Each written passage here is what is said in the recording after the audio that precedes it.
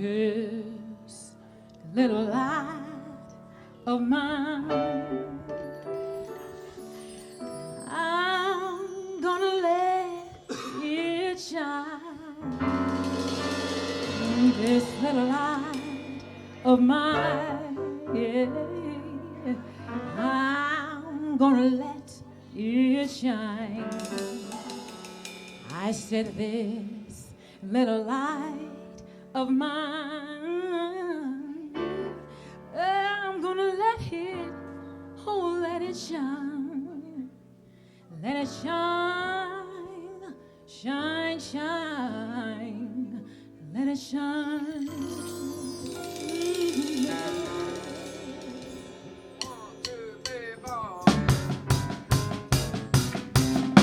This little light of mine, I'm gonna let it shine. Oh, I said this little light of mine, I'm gonna let it shine. Yeah, this little light of mine, I'm gonna let it shine. Let it shine, let it shine, let it shine. Everywhere I go,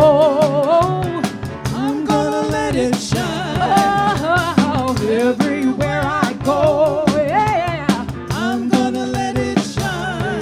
Yeah, everywhere I go, I'm gonna let it shine. Let it shine, let it shine. Out there in the dark, I'm gonna let it shine. Out there in the dark, yeah, I'm gonna let it shine. Out there in the dark, I'm gonna let it shine.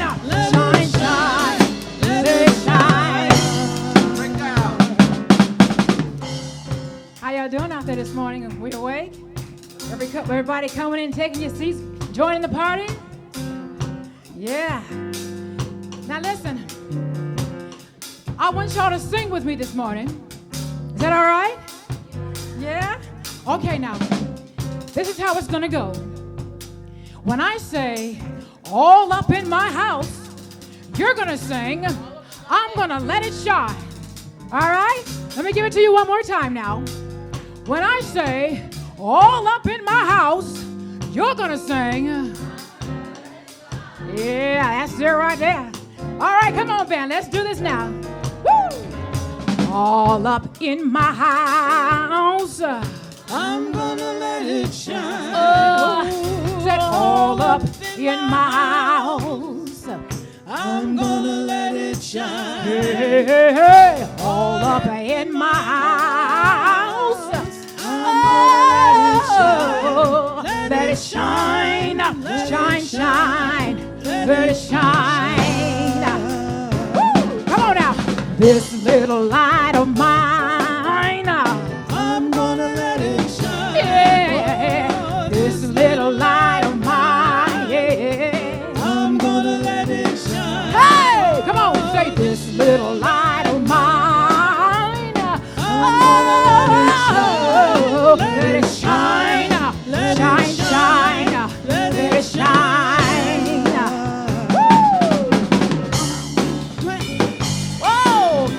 Shine, let it shine. Got to let it shine. Let it shine. Oh, let it shine. Let it shine. Got to let it shine. Let it shine. Got to let it shine. Yeah, let it shine. Oh, let it shine. Let it shine. Come on, let it shine. Let it shine. Got to let it shine. Yeah. Let it shine. Oh, let it shine. Let it shine. Oh, let it shine. Let it shine. Got to let it shine. Let it shine. Got to let it shine. Let it shine. Oh, let it shine. Shine, shine, shine, shine, shine. Shine, shine, shine, shine. Let it shine. Got to let it shine. Oh, shine, shine, shine. Let it shine.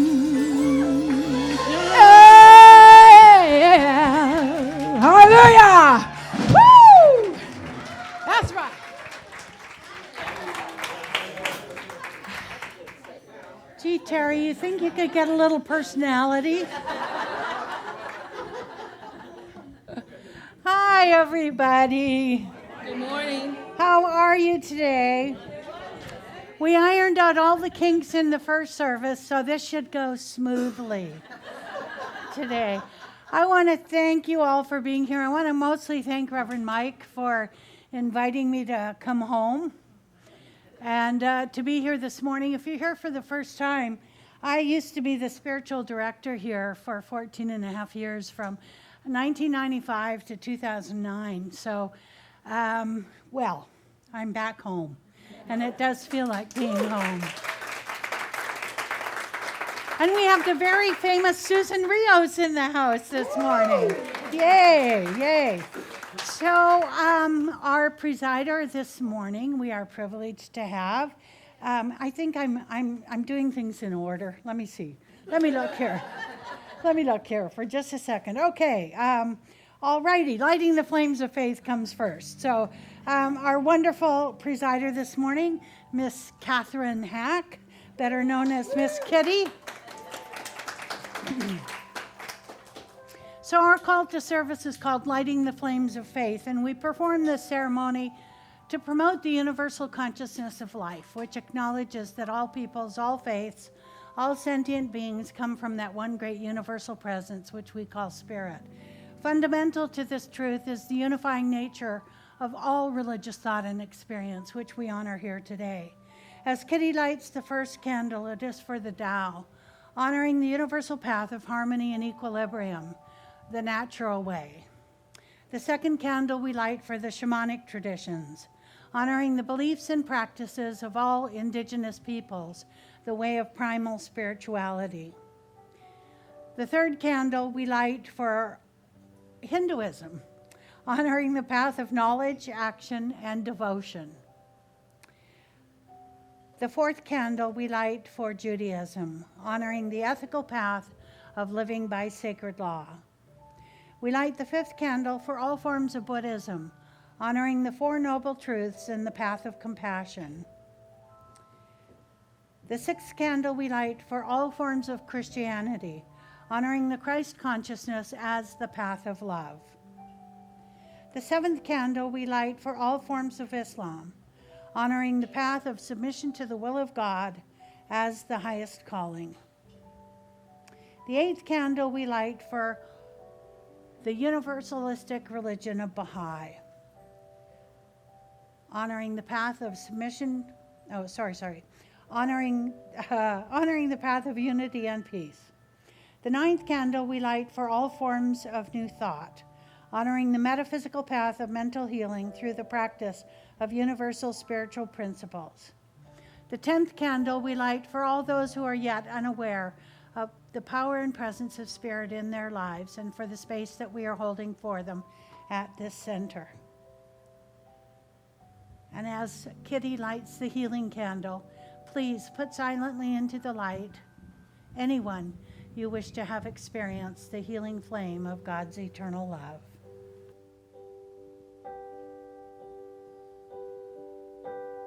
In this moment, in this place, I remember who I am,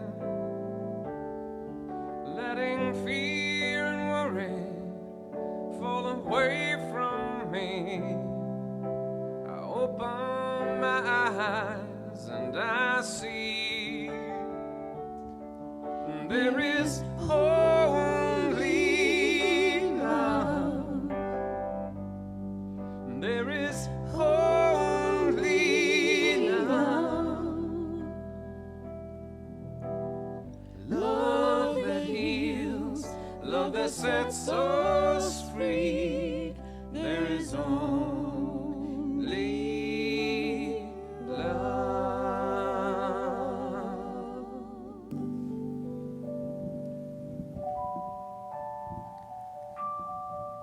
Divine love and divine intelligence is all there is. As I speak my word for everyone present this morning, my word is my power. My mind is one with the one mind, and I use it every time I speak or think. Spirit responds to and uses my beliefs, thoughts, attitudes, and words to serve my life. I therefore use these tools in a conscious way. Knowing my word is the instrument with which I create my life, I think about what I say before I say it. I am the only guardian of my mind.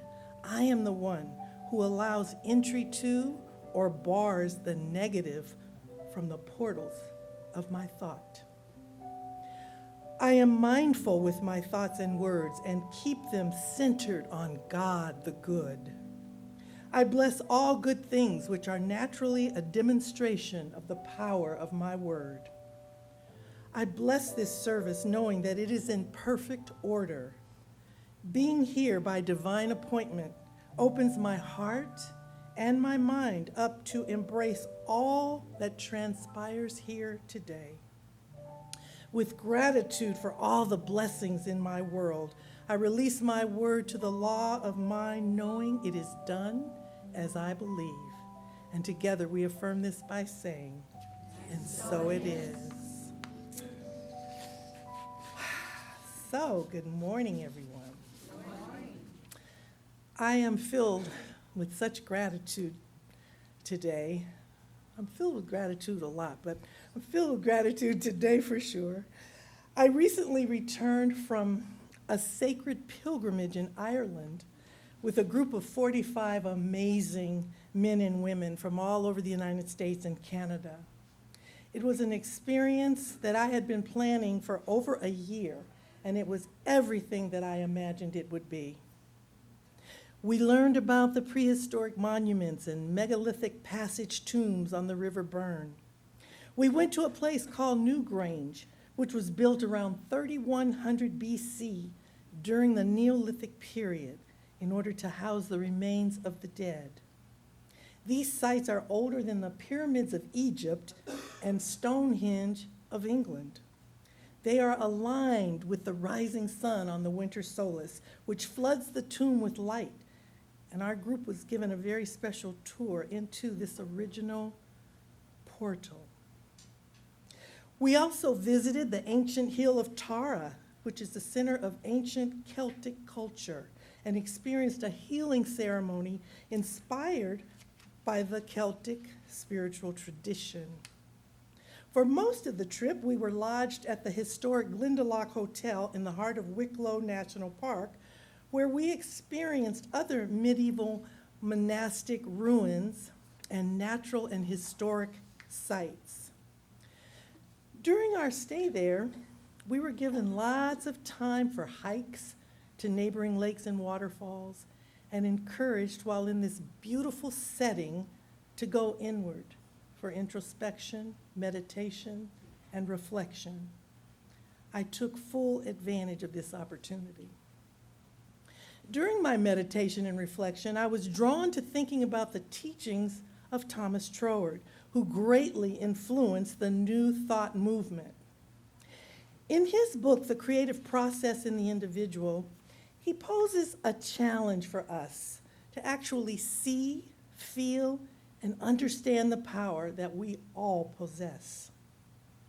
Having that power, some would say, is the good news, bad news of the evolutionary process, and depends on our exercising individual initiative and selection. In other words, we get to choose our thoughts and our actions. According to Karen Wolfson, author of The Essence of Troward, the good news is the freedom and the power available at this stage of our expansion. The bad news is that with freedom, there's always responsibility. The good news also is that our power of initiative originates in God. The bad news is that we may lose sight of that powerful divine connection, and as a result, limit our advancement, never going beyond a life orchestrated by the law of averages. The intention of the creative process via the individual is that you and I become creative centers in our life experiences. The intention is that we recognize ourselves and our power of initiative as individualized expressions of the one life. As we truly understand this idea, fear of obstacles, lack, and limitation will evaporate. Troward says that God alone is our source. We have the power to mold the conditions of our own consciousness and environment by the creative power of our thought. This is reciprocity. Our experience is the exact reciprocal or reflection of the choice we have impressed on the one mind. Troward goes on to say that our power of choice carries with it the responsibility of using it correctly, consistent with the inherent forward movement of the Spirit. To violate this is to go against divine principle. This results in uncomfortable, even painful consequences to the individual, much like consequences of driving the wrong way on a one-way street.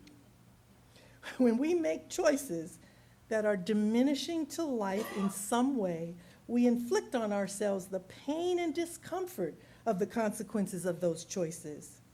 And we may be oblivious and continue to repeat them, escalating our pain until we recognize our error.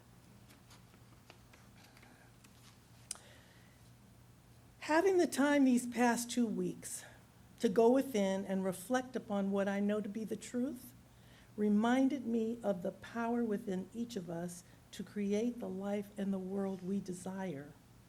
The power is in our thinking, and every moment we get to choose what we think about. Now that I'm home and back to everyday life, I just feel so blessed to be in a spiritual community where I am supported in continuing the spiritual practices and the studying of our philosophy. I am keenly aware of the power of my thoughts and how they influence my life and my life's experiences. Ernest Holmes says, "Such is the power of right thinking that it cancels and erases everything unlike itself.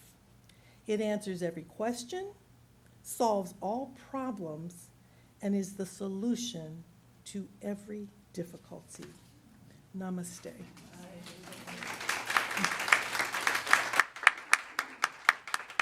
Hi, good morning, everybody. Nice to see you.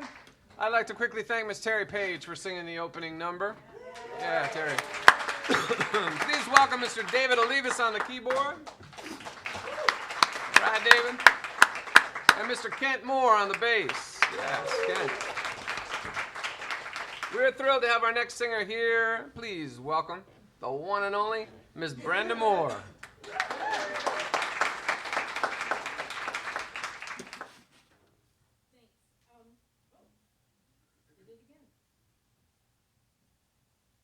Thing have first service. I forgot to turn on the mic. You would think I would have learned. So Paul McCartney lost his mom when he was in his early teens, and throughout his life, she would turn up, or he would feel her presence whenever he was going through some kind of trouble or turmoil. Basically, that's all I'm going to say, except that her name was Mary.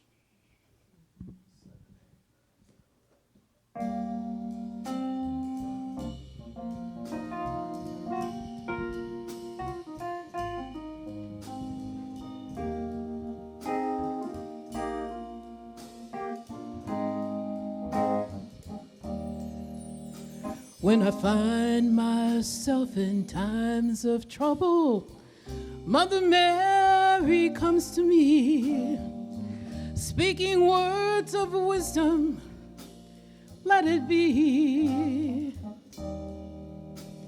And in my hour of darkness, she is standing right in front of me, speaking words of wisdom, let it be. Everybody, let it be, let it be, let it be, let it be. Speaking words of wisdom,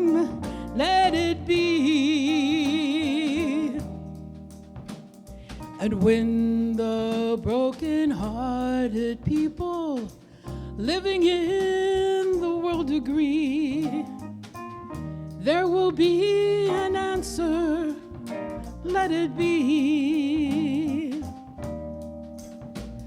For though they may be parted, there is still a chance that they will see. There will be an answer, let it be. Oh, let it be, let it be, let it be, let it be. There will be an answer, let it be. Oh, let it be, let it be, let it be, let it be. There will be an answer, let it be.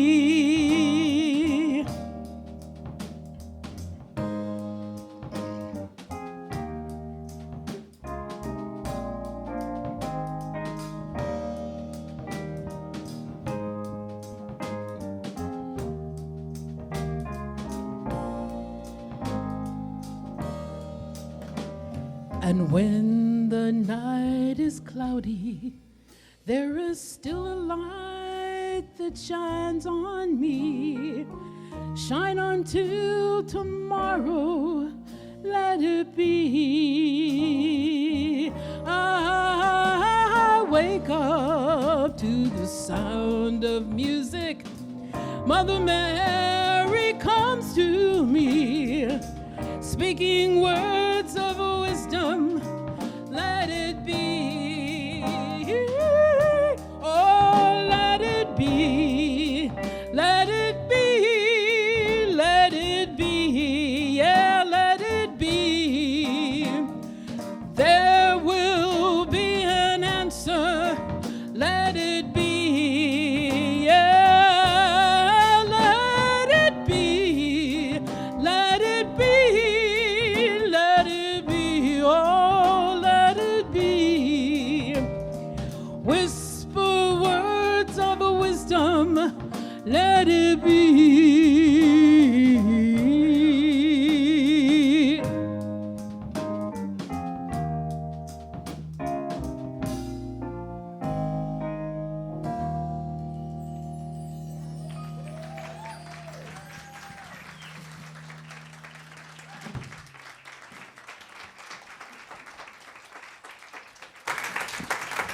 That was very beautiful, right? Thank you. Had kind of a bluesy feel, didn't it?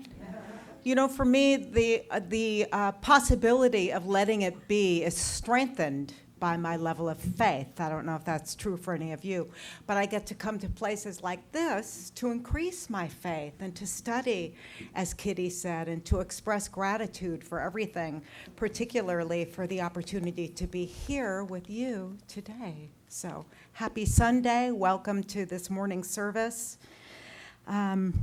I think you had a chance to say hello to each other, but just do that again. Since we don't get up and do hugs and handshakes, turn to the person next to you, in front of you, behind you. Let your light shine, right? I think we're all friends here. I don't see any new faces. I don't see any old faces either. I just see beautiful faces. Right? Yeah. So there are some things that are happening here in our community that I wanted to share with you. But first, I want you to be aware that we have a practitioner on vigil right now. She's sitting in the back of the room with her eyes closed. She's not sleeping.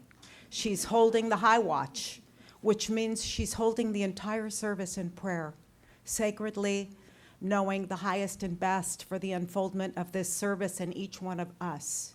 If you would like to receive prayer after service, she will be in the prayer room for you. we're not taken advantage of as practitioners here. You don't pray with us as much as we would like to have the opportunity to pray with you. So if there's something that you want to shift in your life or something that you want to anchor more deeply in your life, please go to the prayer room after service and receive we call it a 1-minute miracle. It'll probably be more like 10 minutes, but we're here for you in that way. Or if you would rather, just fill out the request form in your program and put it in the prayer request box, and the practitioner corps will hold you in prayer in that way. So we have some wonderful things coming up.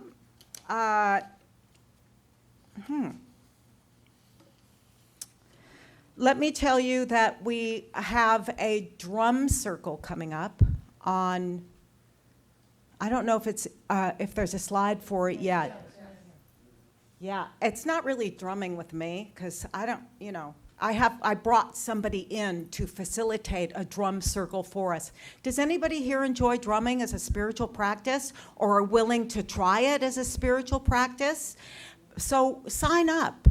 July 13th from 7 till 8. I know it's date night, Saturday night, but see if you can't pull yourself away and come drum with us. It's kind of an experimental thing that we want to try. But in addition to that, and this isn't announced yet, but Ken Francis's wife, Erica, is going to be starting a sacred women's healing drum circle. So keep your eyes open for that as well. The 4T Prosperity class is going on at the moment. I think it's closed. But I want to offer you this opportunity if you're in the class. If you're in the class and you're looking for a way to tithe your talents and your time, sign up to do some service here after church. We always need people to help clean up in the kitchen. Honestly, I'm not just saying that. We really do, right? Margie will help you sign up for opportunities to be of service in the kitchen, bringing food, helping with the dishes, to keep this place clean and free of. Thank you. What am I missing? What else? What other slides are there? Because I can't see the. Of course, Wednesday night, Get Real and Heal. I'm sorry, I'm taking a lot of time, but I just want to say this. If you haven't come to Flourish yet, which is every fourth Wednesday, Marlena is bringing in people from the community who talk to us about ways to be ecologically and environmentally aware and awake. She had some wonderful people here Wednesday night talking about seeds, planting, and native Californian plants, and it was just really wonderful. Thank you for that. And please come out and support Marlena and her wonderful program, which is called Flourish. And of course, Kirtankara is here once a month with their wonderful opportunity to connect with spirit through sacred chanting. Wonderful. If you haven't been here, please come out and support that. There's so many ways to support this church and this community that will enrich you. So I invite you to take advantage of those ways. And there it is. I talked way too long. Thank you for being here.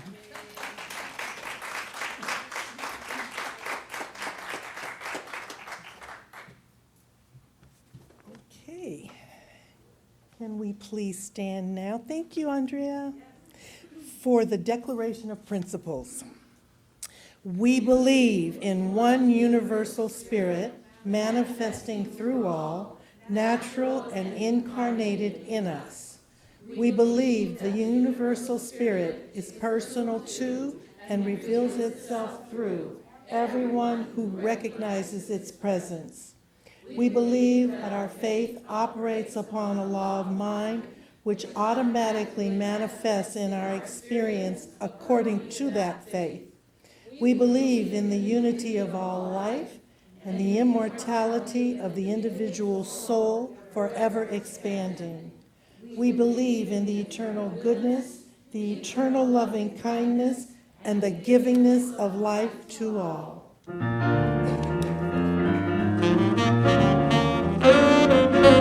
I got a up this morning singing, God is so good.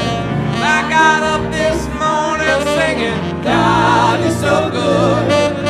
I got up this morning singing, God is so good. My God is so good to me. Yeah. Feeling good down in my soul, God is so good. Feeling good down in my soul, God is so good. Feeling good down in my soul, God is so good. My God is so good to me. Yeah. Well, I got up this morning singing, God is so good. I got up this morning singing, God is so good. I got up this morning singing, God is so good. My God is so good to me. Yeah.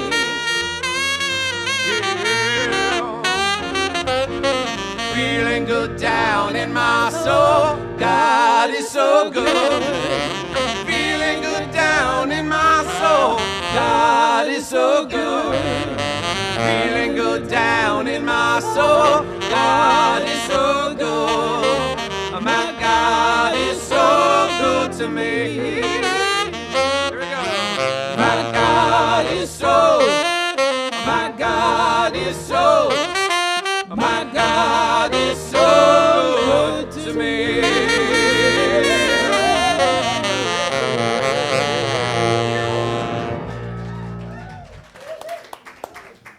Don't we just have about the best band you've ever heard? Yay. So I noticed that it's a little chilly in here. However, I also noticed 3 or 4 of you fanning yourselves. So it's hard to know where to go with that one. It's interesting, Brenda. My mother's name was Mary. So every time I hear that song, I think of my mother. And I think of her in such a wonderful way. If you haven't watched the Paul McCartney, James Corden On the Road, or whatever they call it, carpool karaoke, go on YouTube and watch it. It is just such a wonderful experience. You'll laugh and you'll cry a little bit through it. It's just so beautiful. So again, I want to thank Reverend Mike. Hi, everybody on the live stream this morning. Wave to them and say hello. Yes, there you are. It's wonderful to be back in my home community. It feels like coming home. I had a different talk prepared for the second service, but 3 people came up to me and said, "You can't do that. You have to tell the talk you gave at the first service," because people going out the door were telling everybody that it was a good talk. So there you go. I mean, excuse me. So the title of the talk today is Heart-Centered Social Engagement. The entire theme, I think, for this month was called Protecting the Vulnerable. And it's a theme that's created by the Centers for Spiritual Living throughout the entire collective, if you will, Canada, the United States, Europe. Some people follow it, some people don't. And as Mike said when he told me the talk was heart-centered social engagement, he said, don't let it get in the way of what you have to say. But I have to tell you something. It was apparent to me after having been asked to come here that this was something I could get my head wrapped around and my heart wrapped around. So what is heart-centered social engagement? Well, Ernest Holmes said, the highest form of intimacy is conversation. Now, a lot of people might have just sort of skipped over that in reading The Science of Mind, but there's a piece in there that he has about conversation where it is about God listening to God and God speaking to God, and that's a conversation made in heaven. And I'm not sure if it's exactly that place in The Science of Mind. Rosalie asked me about that after the first service, but I know I didn't make this up. I do make stuff up periodically, but I did not make this one up. He actually did say that. And so the idea is that when we're chatting with one another, we feel connected, no matter what the form of communication is. And it could be as wonderful as when the phone rings and caller ID shows up and it's somebody you haven't talked to in a very long time, like it was for me about 6-7 days ago. Somebody from my past I haven't talked to in 10 years went on my website and found me and telephoned me. And it was actually for a really good reason. He wanted to hire me to edit and proofread his book. And so it was like this double success, this double enjoyment in getting the phone call from him. When we run into somebody at the supermarket or the post office or the doctor's office, as I did recently, it's an invitation for social engagement. It's an invitation to have a conversation. And I must say that running into the person in the doctor's office was actually kind of vulnerable. I transferred to UCLA Health, and it's a big, big operation. And everything happens on 2 floors in the same building. And so the chances of running into someone are probably pretty great. But that was my first experience. And the gentleman that I ran into was a former minister in the Methodist Church, and he came to CSL Westlake when I was there. So we had lots to talk about. It's proven that there is a molecular structure of the body that changes when someone we love or care about shows up expectedly or unexpectedly. Unexpectedly, you get a charge real quickly. But expectedly, it's kind of like a thing that kind of eases its way into the feeling, and when the knock comes on the door, there's sort of an explosion of joy at seeing this person. Someone once told me a few years ago that when my children walked into the service on a Sunday morning, it was actually when I was here, and they were always late because they came from Thousand Oaks, but when they walked into the room, everybody could tell because I radiated joy when I saw them come into the room. So my question to you today is, do you radiate joy when your children walk into the room? Do your children radiate joy when you walk into the room?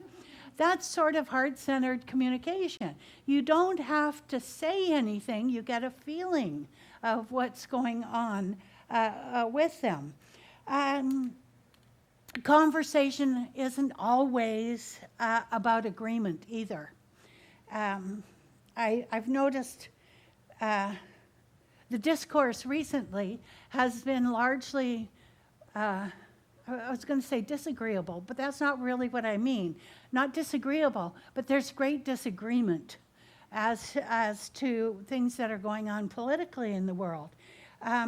It really is about our having differences and celebrating those differences and agreeing that it's all right to have those differences.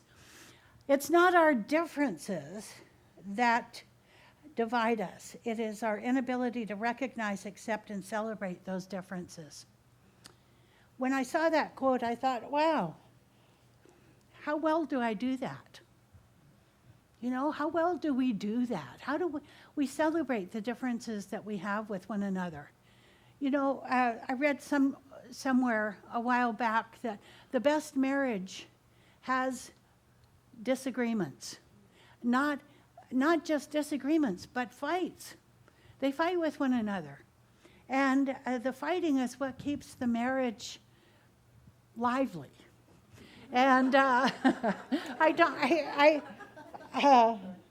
don't exactly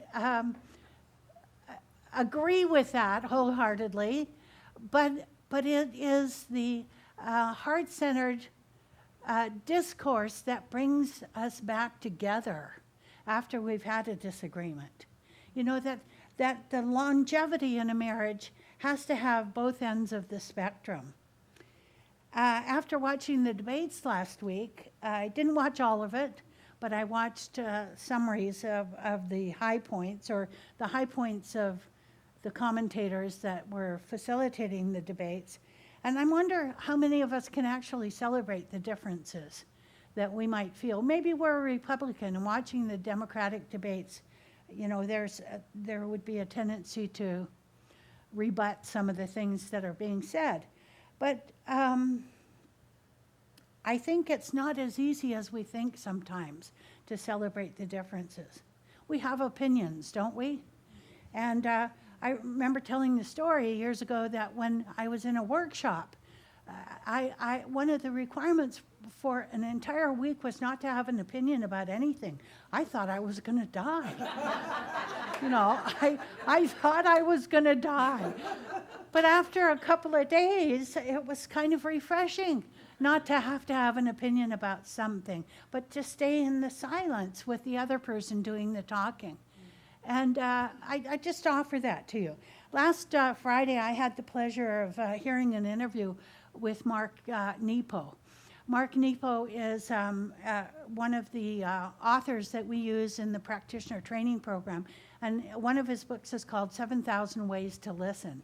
Can you imagine? A lot of us need to read that book. And but it's an excellent book because he talks about critical listening, and not critical from the standpoint of making a commentary about whether somebody's doing something good or bad, but critical listening meaning, you know, what is that person really trying to say to me? What is it that we're trying to communicate with one another? Because that's really what it's all about. Dr. James Mellon interviewed him for a new program that Dr. James is going to have. He's going to be interviewing 3 other people before the end of the year.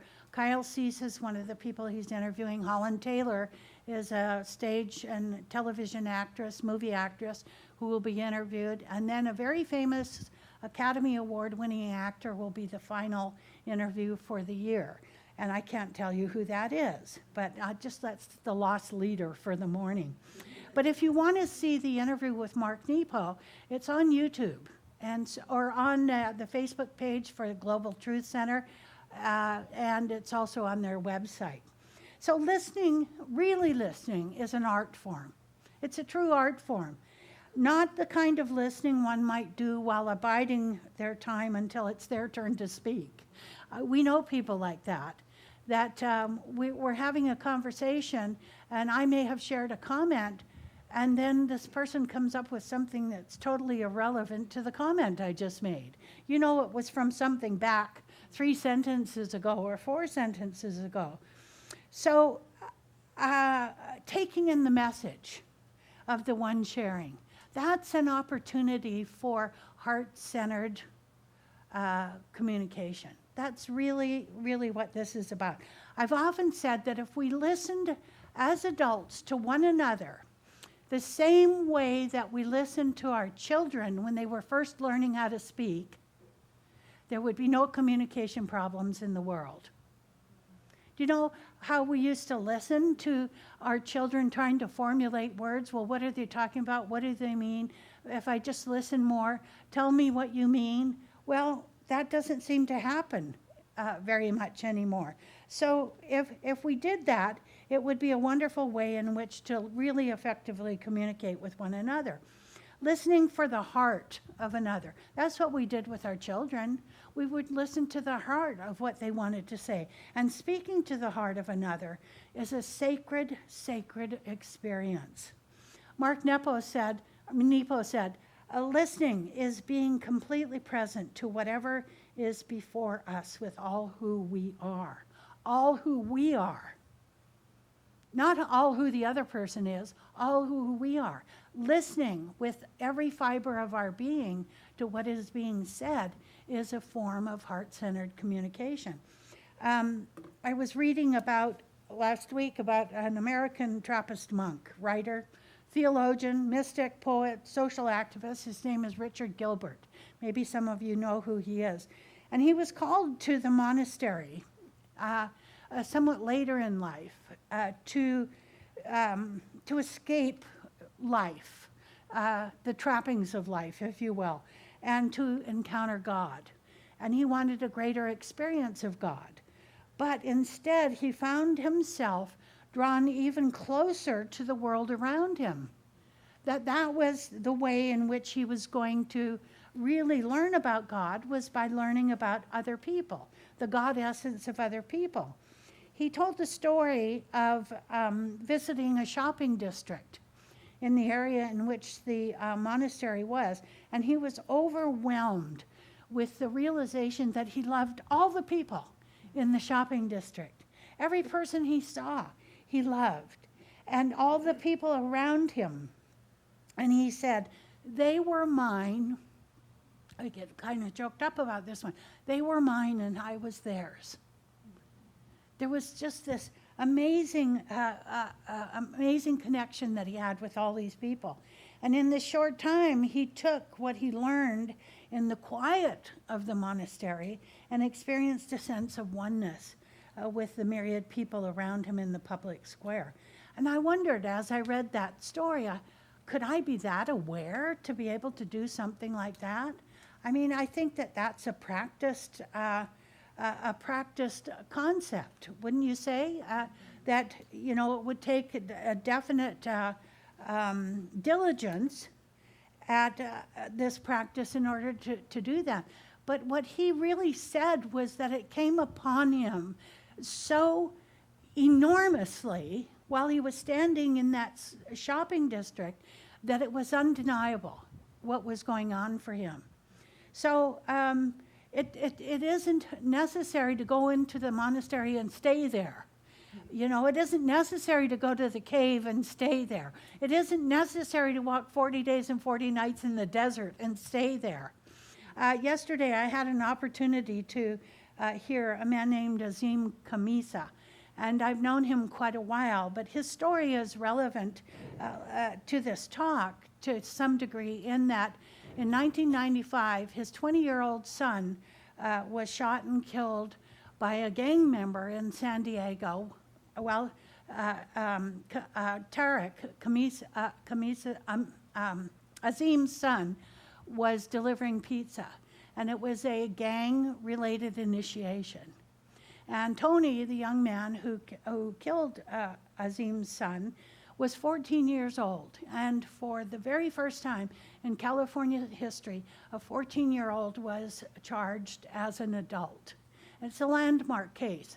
You can read about it you can Google it and read about it.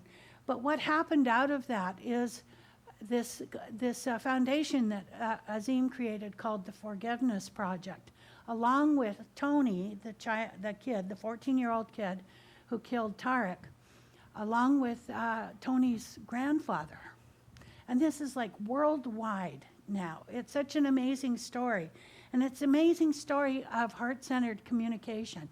Azim went to the prison to talk to this 14-year-old boy. And a similar thing is happening on CNN with the Redemption Project. Van Jones is putting people like this together and filming it. But what happened yesterday was there were a lot of tears because many of the people who were there had not heard the story yet. But what it is just a beautiful, beautiful opportunity for communication.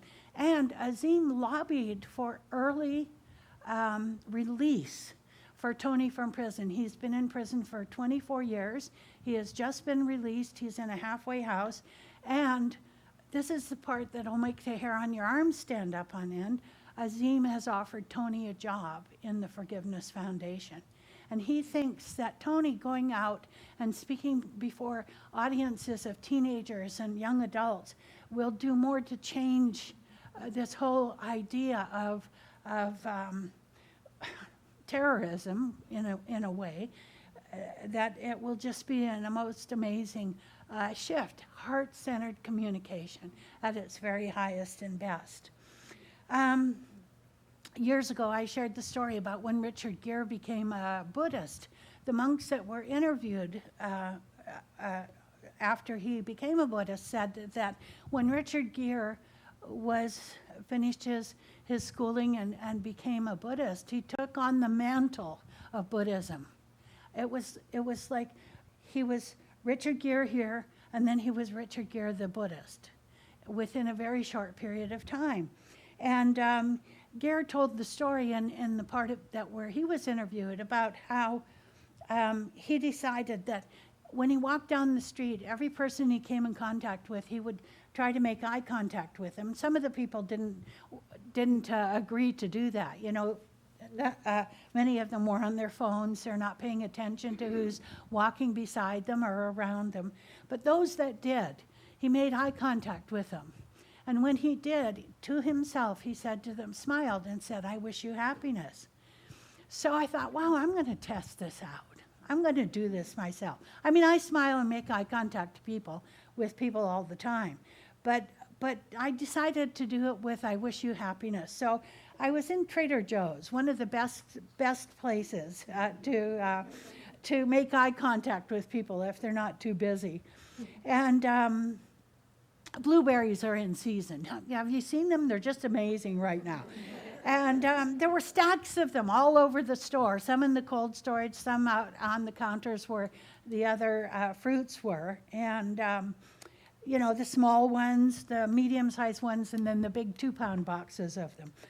I was wondering if I could eat them all before they would turn, if I got the 2-pound box, you know, the practical part of me.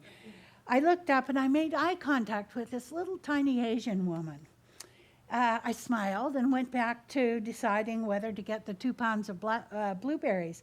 She began to speak in somewhat broken English. She said, "Buy the big box of berries. Don't wash them until you're ready to eat them. Take a handful at a time, 2 or 3 times a day. And before you know it, they will all be gone." Like she was reading my mind, you know. I mean, it honestly felt like she was reading my mind.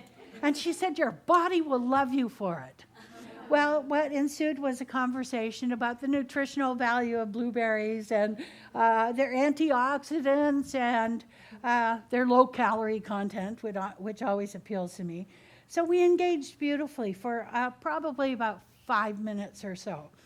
And when she turned to leave, she bowed. And she put her hands together like this. And so I sort of awkwardly did it back to her. I mean, she was probably this high. I mean, she was just adorable, just adorable. And, you know, it may be, as I said in the first service, one of those random moments that never happens again. But I've been at Trader Joe's several times since then, and I look eagerly to see if I can see this Asian lady. Like I can't do this with somebody else. But I was deeply affected by it. I mean, it was like, I marveled at the joy that it gave me.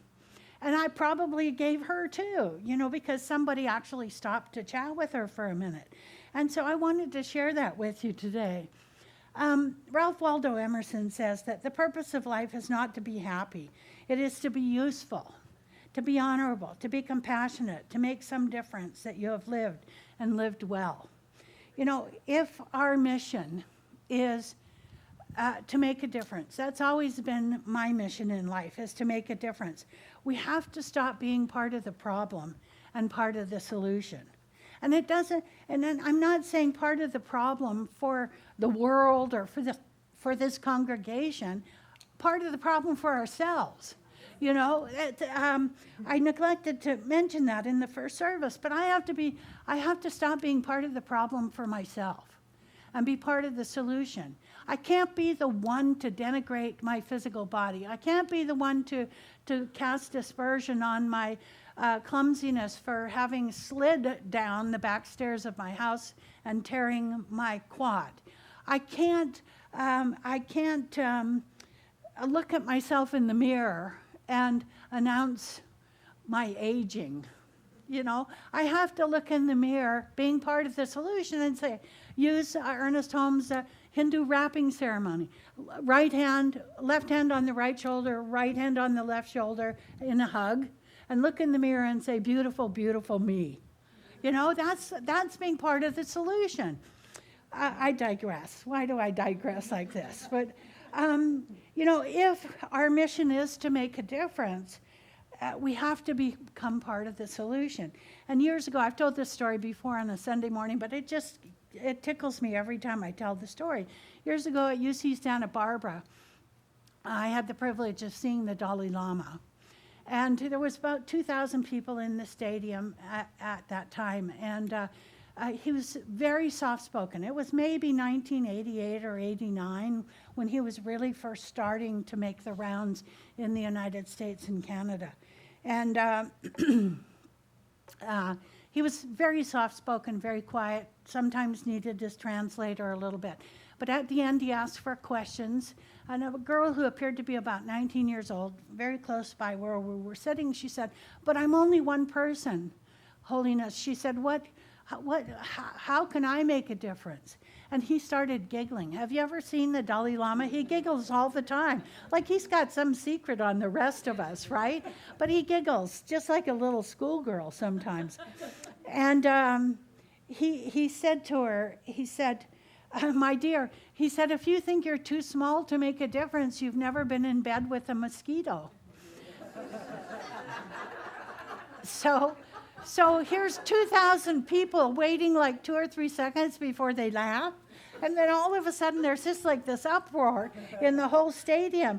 And even during the rest of the questions, people were giggling because they thought about it, Yeah, I'm dead asleep and I can hear a mosquito in my room. Until I get that mosquito, I'm not a happy person. So you could hear a pin drop, right? You could hear a pin drop. Sometimes I think the difficulty is we're not communicating effectively because there's 4 people in the conversation. There's the me that you see, the me that I see. There's the you that you see and the you that I see. Is it any wonder we have difficulty communicating with one another? So the path to enlightenment isn't a straight line. I would love to be able to say, that as we evolve spiritually, everything in our communication skills falls into place. Yes and no, because the other people you're talking to haven't gotten to the same place you are. And so you still have to be vigilant about what's said and how to say it. I think one of the most difficult things that we have is communicating by text message or email. So much of the emotion is lost. So much of the real content doesn't come from the words that we say, but how we project and what we're feeling. So it isn't a straight line, it's a spiral. If it were a straight line, we'd burn out in that trajectory. We'd go zoom, and we would be where we're supposed to be. So it's a spiral. It's ever evolving. For so long, I thought I had to win the argument. And now I understand that the deeper truth of communication is to be heard. As Stephen Covey said, seek first to understand, then to be understood. All it takes is the willingness to have a conversation and to be clear about the intent behind the need to speak one's mind. Are we able to listen without needing to rebut or disagree or to move the other person to our way of thinking? Sometimes, and sometimes not. I think we're all works in progress. We may be masterpieces, but we are works in progress. So, it is, oh gosh, I put so much in, I got to take some out here. I think about, if we are provoked to argument, like I said, good marriages have arguments a lot of times. We're simply stating our feelings a good part of the time. And if the other person isn't willing to meet those feelings in the field of all possibility, that's where sometimes heart-centered communication goes awry.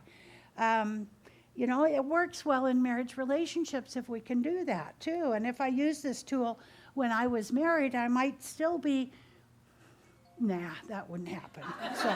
So just forget I said that. Sorry.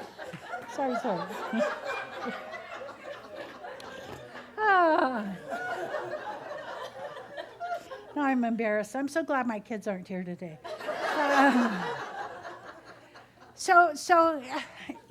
Having this talk today, it's always fascinating to me to see how God shows up for me on Facebook. And it seems to be my time to talk about monks and mystics this morning too, as well. Jeff Foster, he's a British fellow who was a former Trappist monk, and he's a teacher of mystical Christianity. If you want to look his stuff up, it's Jeff Foster.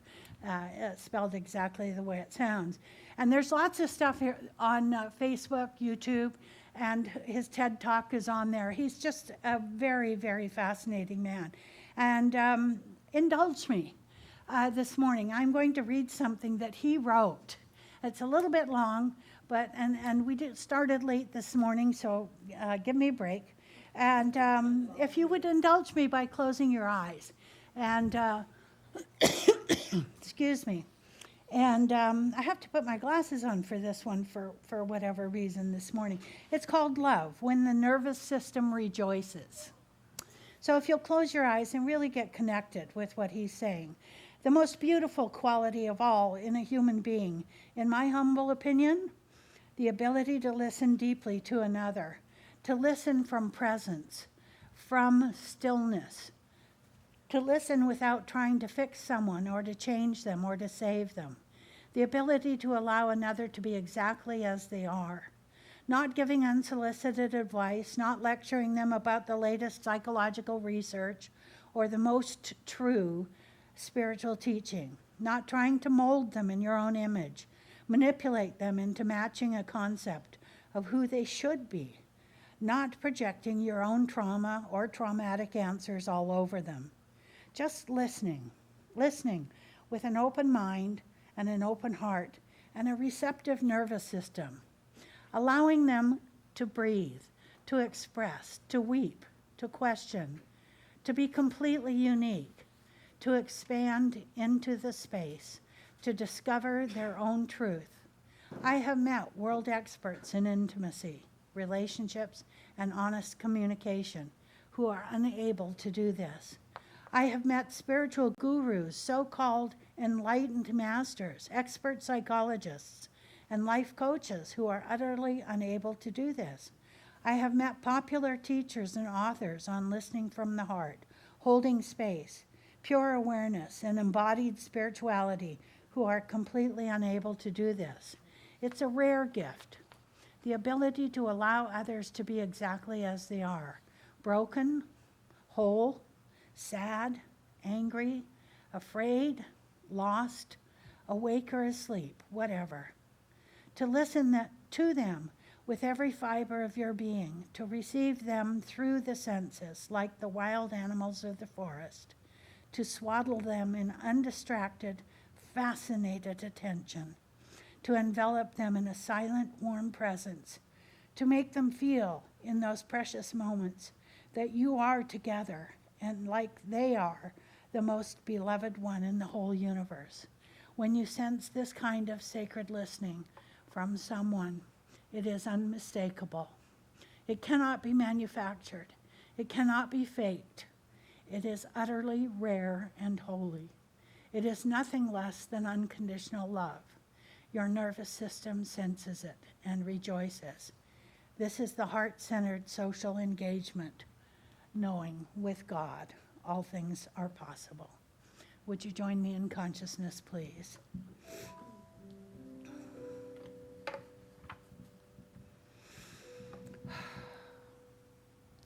And so as we know this morning, that heart-centered social engagement is simply about having conversation at an intimate level with someone else. That someone on the receiving end is the gracious receiver. When it is done from that place of wholeness, that place of understanding, that place of rare connection. And so I know that sometimes even the simplest, "Hi, how are you?" takes on a whole different meaning when we actually ask the question expecting an answer. And it isn't, "I'm fine." It's sometimes the depth of conversation that comes up when that person responds, "I'm struggling right now. I could use a little help." And so that's when heart-centered communication really takes form in our lives. When we listen carefully to the nuances of the response of that someone we've connected with, whether it's a spouse, a child, a parent, or simply someone we meet in Trader Joe's. And so today, I know for each one of us here that our awareness is expanded exponentially. And this week, we get to pay attention for the next 7 days to those times when heart-centered communication is at its highest and best. I know that each and every person here is enriched by every other person here, and that the conversations in the Sparks Hall this morning are conversations made in heaven, knowing it is God listening to God and God speaking to God. For this, I'm truly grateful as I joyfully receive and give thanks this morning. Together we say, and so it is.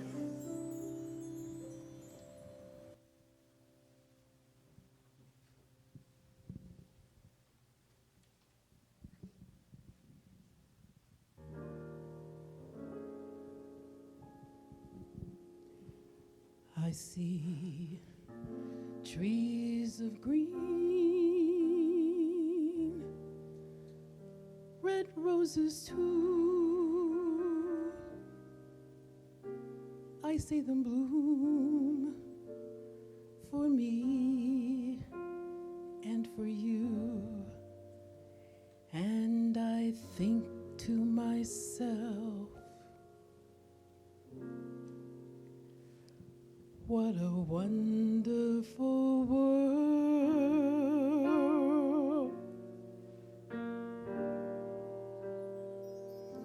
I see skies of blue and clouds of white, the bright blessed day, the dark sacred night.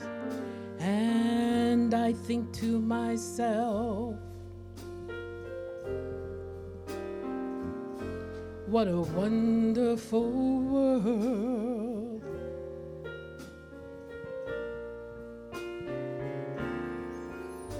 The colors of the rainbow, so pretty in the sky, are also on the faces of people passing by. I see friends shaking hands, saying, how do you do? They're really saying, I love you. I hear babies cry. I watch them grow. They'll learn much more than I'll ever know. And I think to myself, what a wonderful world. The colors of the rainbow, so pretty in the sky, are also on the faces of people passing by. I see friends shaking hands, saying, how do you do? They're really saying, I love you. I hear babies cry. I watch them grow. They'll learn much more than I'll ever know. And I think to myself, what a wonderful world. Yes, I say to myself, what a wonderful world.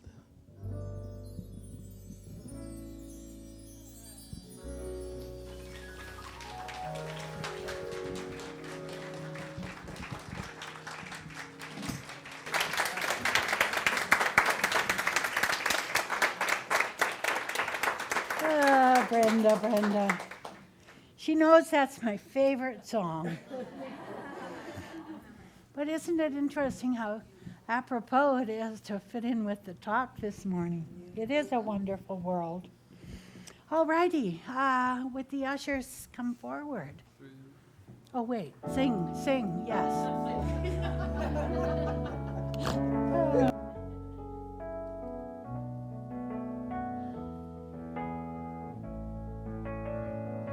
Spirit gives through me, Spirit receives through me, Spirit lives and breathes through me. Spirit lives and breathes through me. Spirit gives through us, Spirit receives through us, Spirit lives and breathes through us. Spirit lives and breathes through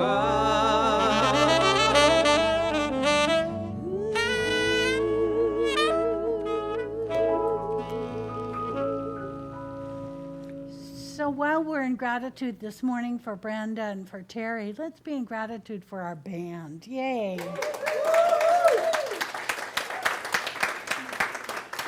And so we bless the offerings that have been given so generously this morning, knowing that each and every person is a part of the ongoing effort to maintain this beautiful Center for Spiritual Living Granada Hills.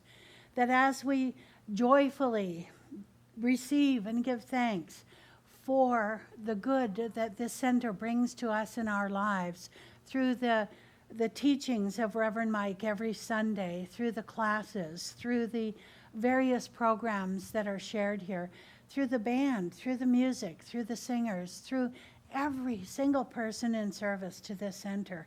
We know that it is all part and parcel of the generosity of every single person who shows up here.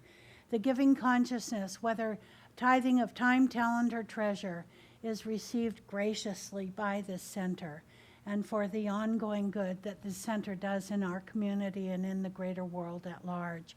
And so I know today that we are blessed. We are blessed in myriad and beautiful ways because of your generosity, as we say together, and so it is.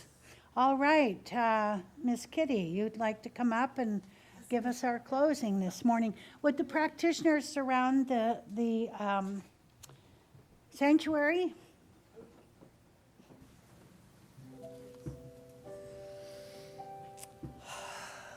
Just close your eyes for a moment and just bask in the beauty here.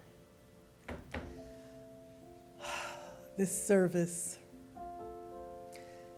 unfolded beautifully. Oh my God, I'm just almost at a loss for words. But I do know that God is all there is. God is in, as, and through each and every one of us. And as we leave this beautiful space today and all of this heartfelt love, we go out into the world and we communicate from our hearts to each and every person that we meet. We radiate joy as we walk through this week. We radiate love and harmony and peace. And we know that this is a wonderful world. We absolutely love this wonderful world and each other. And with such gratitude, I just thank each and every person here for making this amazing time here beautiful.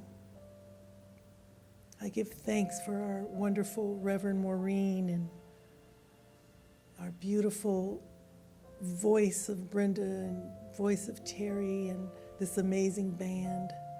And I give thanks for everyone who was in service today.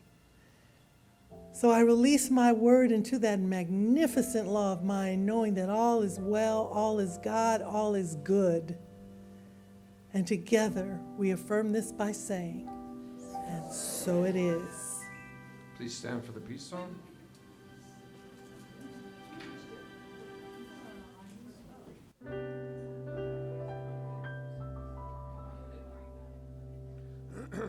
One, two, three, four, five, six.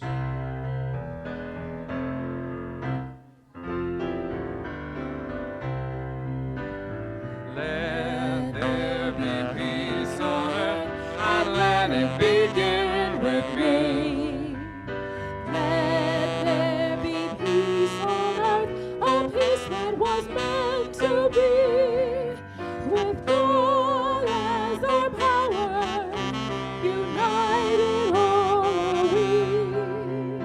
Let us walk with each other in perfect harmony. Let peace begin with me. Let this be the moment now. With every step I take, let this be my joyous hope. To take each moment and live each moment in peace eternally. Let there be peace on earth, and let it begin with me.